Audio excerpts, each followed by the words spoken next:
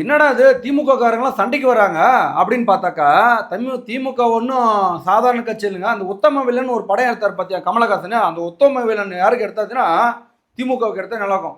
உத்தமர் மாதிரி தான் பேசுவாங்க. ஆனால் செய்கிறது எல்லாம் பக்க ஃப்ராடு வேலை. அப்படி தான் பார்க்கணும் மக்களே.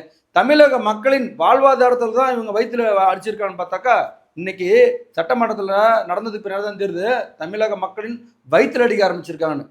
அதாவது பரந்தூர் விமான நிலையத்தை கொண்டு வரேன்னு சொல்லிட்டு இவங்க அங்கே சுற்றி வாங்கி போட்டிருக்காங்க ஏக்கரை கணக்கா அமைச்சர்களும் எம்எல்ஏக்களும். அதை விற்கணும் இல்லை, வித்தா கோடிக்கணக்கில் பணம் சம்பாதிக்கலாமா இல்லை, கல்லா கட்டலாம இல்லை, வாழ்க்கை உயரும் இல்லை அப்படின்னு நினச்சிதான் விவசாயிகளின் வகுத்தில் அடிக்க பார்த்துருக்கார்கள். அந்த சம்பா சாகுபடி என்றது அதிகப்படியான விளைச்சல் தரக்கூடிய ஒரு இடம். அந்த இடத்த நீங்கள் மொத்தமாக விளை நிலத்தில் மொத்தமாக அழிச்சு நீங்கள் விமான நிலையத்தை கொண்டு வந்துடா அது மக்கள் சாப்பிட்றதுக்கு என்ன பண்ணுவாங்க? தமிழக மக்கள் சாப்பிட்றதுக்கு என்ன பண்ணுவாங்க?